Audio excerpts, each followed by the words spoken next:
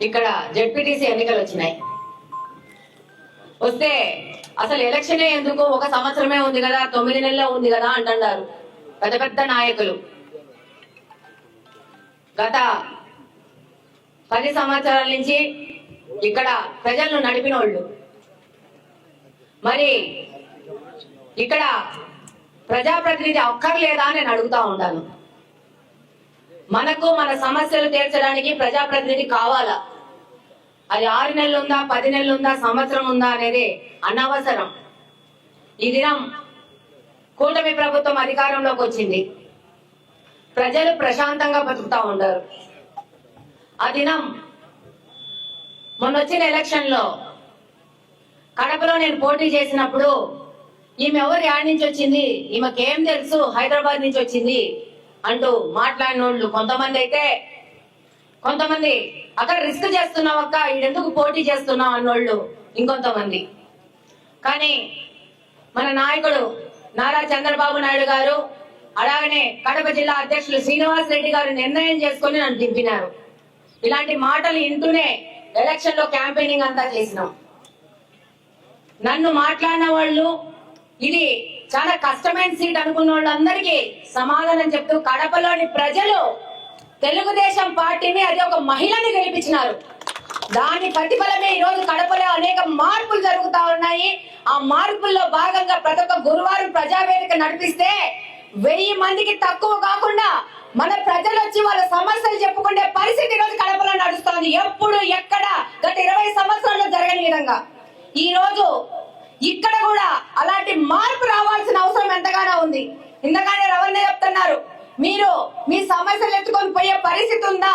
ఆ మనుషులు పలికినారా, మీకు నీళ్లు ఇచ్చినారా, మీ యొక్క అతిథి పంట నుంచి మీ డబ్బులు తిన్నారే గాని మీకేమన్నా సాయం చేసినారా అని చెప్పి ఆ విధంగా వాళ్ళను వదిలిపెట్టారు మీరు. ఇప్పుడు మీకు అవకాశం వచ్చింది, మీ ఓటేసి మీ యొక్క ఆలోచనని, అభిప్రాయాన్ని తెలియజేసుకునే అవకాశం ఈసారి వచ్చింది. లతక్క ఈరోజు ఇక్కడ పోటీ చేస్తా ఉంది.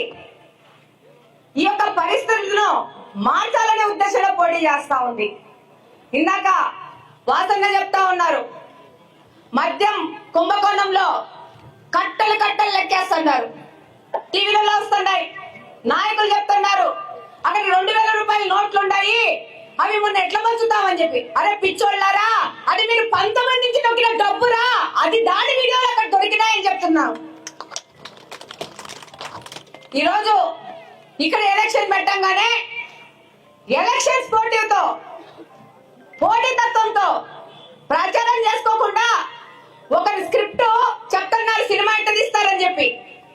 స్క్రిప్ట్ కథ రాసింది ఆయనే, ఎలా తీయాలో చెప్తున్నారు, డైరెక్షన్ ఎలా చెప్తున్నారు, అన్ని చెప్తా ఉన్నారు. అంటే మొన్న పోయినసారి వాళ్ళ అధికారంలో ఉన్నప్పుడు జరిగిన ఎలక్షన్ వాళ్ళు ఇలానే జరిపినారా అని నేను అడుగుతున్నాను. ఈరోజు పోలీసు వాళ్ళను పెట్టుకొని నడుపుతారంటున్నారు. అంటే మీరు ఆ దినం ఇలా నడిపినారు కాబట్టి మీ బుర్రలోకి మొదట వచ్చిన ఆలోచన ఏంటి, ఇలానే నడుస్తుందని చెప్పి. మరి మీరా మమ్మల్ని ప్రశ్నించేది, తెలుగుదేశం పార్టీ వాళ్ళని ప్రశ్నించేది మీరా, కూటమి పార్టీలో ఉన్న నాయకులను ప్రశ్నించేది మీరా? ప్రశ్నించే అర్హత మీకు లేదని సందర్భంగా తెలియజేసుకుంటా ఉన్నాను. ఇప్పుడే వచ్చాం, ఇక్కడికి వస్తే మన ఆడబిడ్డలు, మన చెల్లెళ్ళు వచ్చినారు, వాళ్ళ సమస్య చెప్తా ఉన్నారు. బిడ్డకు కాలు బాలేదు, ఈ బిడ్డకు పింఛన్ ఎక్కించాలని. రండి, కడపలోకి రండి. ఇలాంటి మా అక్కలు చెల్లెళ్ళు వస్తే అక్కడికక్కడ సచివాలయ సిబ్బందిని పెంపించి అక్కడికక్కడ వాళ్ళకి సదరము అపాయింట్మెంట్లు ఇప్పించి పంపించి సదరం సర్టిఫికెట్లు చేయించి అప్పటికప్పుడు సమాధానం ఇస్తున్నాం. ఆ పరిస్థితి ఈ నల్లపురేడు పల్లెలో ఉందా అని ప్రశ్నిస్తున్నాం. దానికి సమాధానం మీరే చెప్పాలా? ఈ రోజు వచ్చి చెప్తా ఉన్నారు, మాకు శాంక్షన్ అయిన ఇంట్లో పెండింగ్ బిల్లులు కూడా మాకు పడలేదని. 5 సంవత్సరాలు ఏమి ఎక్కడ నిద్రపోతున్నారు, ఏ ఏసీలు వేసుకొని నిద్రపోతున్నారని ఇక్కడ నల్లపురేడు పల్లెలో ఉన్న నాయకులు అడుగుతున్నారు. మీ ఊర్లో వ్యక్తి 5 సంవత్సరాల నుంచి తన ఇంటికి పడ్డ బిల్లు బకాయిలు ఉందని అడుగుతా ఉంటే పెద్ద నాయకులు అనుకుంటున్నారు. ఈ నాయకులందరూ ఎక్కడున్నారు? ఆ వ్యక్తికి సాయం ఎందుకు చేయలేకపోతున్నారు అడుగుతున్నాను. ఈరోజు తెలుగుదేశం పార్టీ గాని, కూటమిలోని పార్టీలోని నాయకులు గాని ప్రతి ఒక్కరు ప్రజాసేవ కోసం కట్టుబడి ఉన్నాం. ఈరోజు నారా చంద్రబాబు నాయుడు గారు అభివృద్ధికి సంబంధించిన విషయాల్లో కానీ, యువత భవిష్యత్తు విషయంలో కానీ, రైతుల సంక్షేమ విషయంలో కానీ, మన పిల్లల విషయంలో కానీ, వాళ్ళు చదువులు చదువుకొని పెద్ద పెద్ద ఉద్యోగస్తులు అవ్వాలే కానీ వాళ్ళు కూలీల దగ్గరనో ఇంకో రకనో వాళ్ళు స్థిరపడిపోకూడదని చెప్పి ఈ రోజు తల్లికి వందనం పేరున ఏ విధంగా ఎలక్షన్ ముందు చెప్పినారో ప్రతి బిడ్డకు తల్లికి వందనం వర్తింపజేస్తారని చెప్పారు. ఆ విధంగా ఈ రోజు ఒక ఇంట్లో 4 పిల్లలుంటే 4 పిల్లలకి ఇచ్చినారు. మా కడపలో ఒక కుటుంబంలో 7 మంది పిల్లలుంటే 7 మంది పిల్లలకి తల్లికి వందనం డబ్బు పడిందంటే అది నారా చంద్రబాబు నాయుడు గారి యొక్క గొప్పతనం, అది కూటమి ప్రభుత్వం యొక్క గొప్పతనం. నాయకుడు అన్నాడు, పాపా నీకొస్తుందా, చిన్నబాబు నీకొస్తుందా, చిట్టి తల్లి నీకొస్తుందా అని. మరి ఈ నాయకుడు ఎక్కడున్నాడు? ఆ చిట్టి తల్లి ఇక్కడే ఉంది, ఆ చిన్నబాబు ఇక్కడే ఉన్నాడు, ఆ చెల్లెలు ఇక్కడే ఉంది, ఆ అన్న ఇక్కడే ఉన్నాడు. తల్లికి వందనం తీసుకొని సంతోషంగా ఉన్నారు ప్రతి ఒక్క తల్లిదండ్రి, ప్రతి ఒక్క విద్యార్థిని మరొకసారి తెలియజేసుకుంటా ఉన్నాను. ఈ రోజు 9 నెలలున్నా, సంవత్సరం ఉన్నా మన కోసం మనం ఓట్లేసుకోవాలా. మన నల్లపురెడ్డి పల్లెని అభివృద్ధి చేసుకోవడానికి మనం వేసుకోవాలా. మీరు వేసే ఒక ఓటు ఆమె 9 నెలలు తను తాను నిరూపించుకుంటుంది, ఈ యొక్క నల్లపురెడ్డి పల్లెను అభివృద్ధి చేసి చూపిస్తాడని చెప్పి లతక్క గారు నేను చెప్తున్నాను. ఈరోజు చాలా చులకన చేస్తున్నారు మహిళలంటే,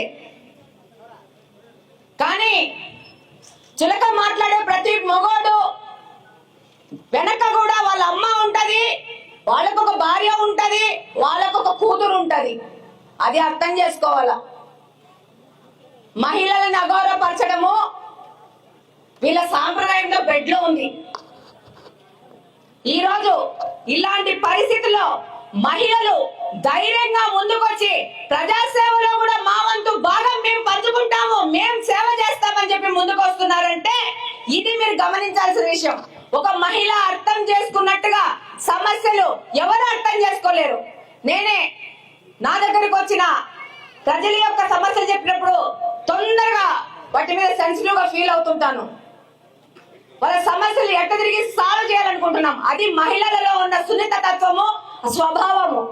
ఇది గుర్తించుకొని మీరు తప్పకుండా సైకిల్ గుర్తుపై ఓటేసి ఈసారి చరిత్ర మార్చాలా.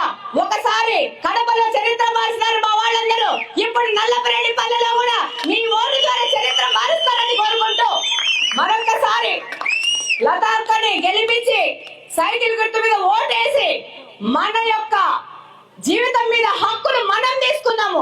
ఎవరు వేసే చిల్లర మెతుకులు, ఎంగిలి మెతుకులు మనకు అవసరం లేదు. మనం నిర్ణయించుకుందాము మన జీవితం ఎలా ఉండాలని. మనం